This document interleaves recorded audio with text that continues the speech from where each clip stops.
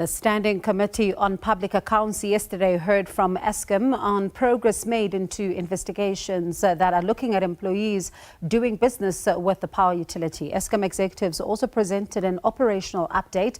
The Special Investigating Unit as well as the Hawks were part of the proceedings and gave their own updates. Calvin Rafadi, BizTrace's forensic investigator, joins us live now for some reaction. Thank you so much, Calvin, for your time. Eskom still sits with the problem of employees that are doing business with the entity, creating massive conflicts of interest. I mean, in some of the cases when you heard in Parliament, the links aren't easily identifiable, with family and friends also conducting work on behalf of the employees. Why do you think the power utility still sits with this problem?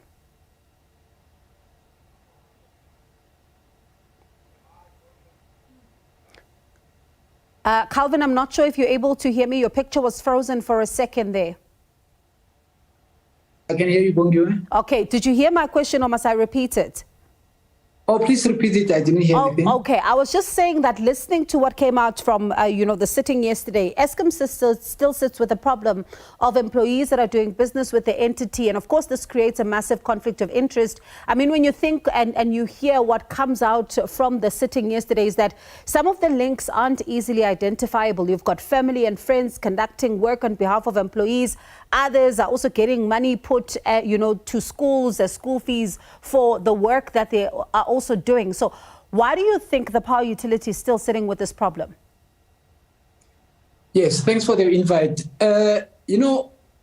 When you speak of fiscal dumping, because when you speak of sabotage, the reason why there's sabotage at power stations and even in Eskom itself is because of the procurement issues. Now, there's what we call fiscal dumping in terms of your anti-corruption, bribery, and money laundering. So we find it very strange when they say some of the funds, they can't be traced and as if they were paying school fees. So, I mean, even overseas funds, when you speak to people like the Financial Intelligence Center, those type of funds, they can be traced. And we've been singing from 2011. You remember when the president made his first U-turn and the Tutuka power station was at stage 6, load shedding. We've been saying, let all management and employees, they must subject themselves to lifestyle auditing. And we find it very strange when they come out and they say some of the funds, they can't be traced. Were you shocked, though, to hear the issue of coal, non-compliant coal? I mean, samples being swapped and transported to labs in a truck that is also not fitted with the required tracking device. Were you shocked to hear that?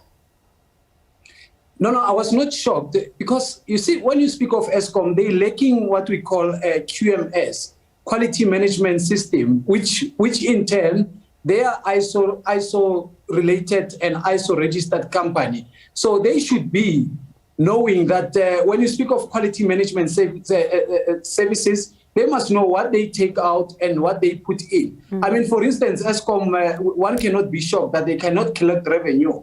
And why they can't collect revenue, not even because of illegal connection, but because of the old history. There are machines that are out there that are selling electricity offline. And that's why also now we are sitting with the very same problem whereby most of the customers are not buying from Eskom, but Eskom is generating electricity. So you can pump as much money as you want into Eskom, but they cannot collect revenue. And this has been ongoing for a long time, and management is aware, and some of them, they've got their hands in the cookie jar, similar to issues of coal as well. Yeah, and hearing about the theft of diesel, this boggled my mind because it's diesel stolen from the Kriel power station, and this is, where transporters are said to have colluded with weighbridge clocks to steal the fuel. I mean, these are serious lapses, especially when one looks at the fact that this is a national key point.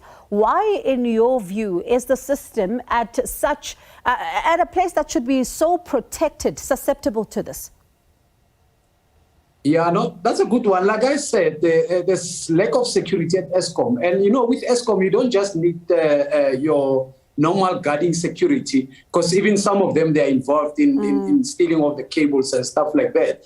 You need what we call security, high-tech security, which deals with business intelligence. So in the space, we are not shocked about the stealing of particular copper or even diesel there and there. Because if you can check on Eskom stats, every power station per week, they report cases of sabotage and stealing of diesels. They report so many cases. I've got some of the spreadsheet of some of the cases that are opened in their nearby power stations. And you did some work looking at security concerns at Tutuka Power Station. And of course, you were saying in your report that there needs to be more cameras, even saying that alarm systems in storerooms are needed here to provide some kind of security detail as well. And also saying that in some of what you found that some of the employees were removing, some of the cameras that were there in certain points.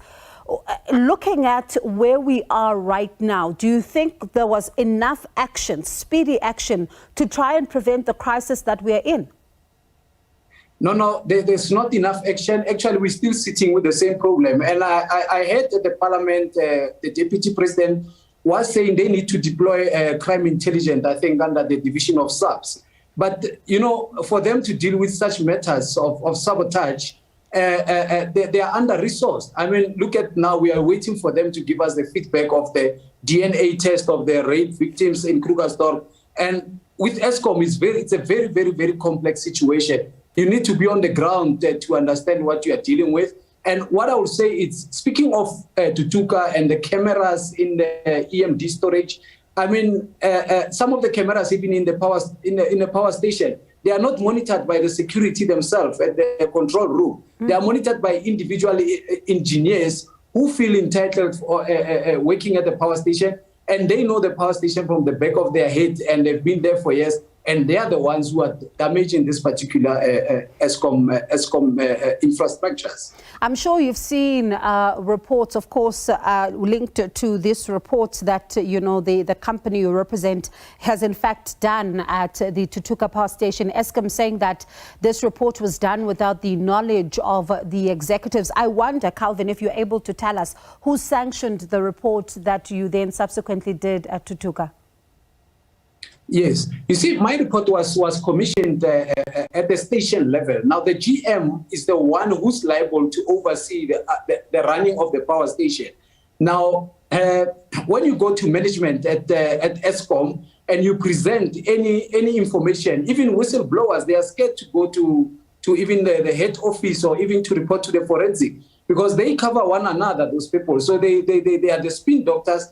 They can look for every other opportunities not to say something is sabotage. It's either irregular or human error.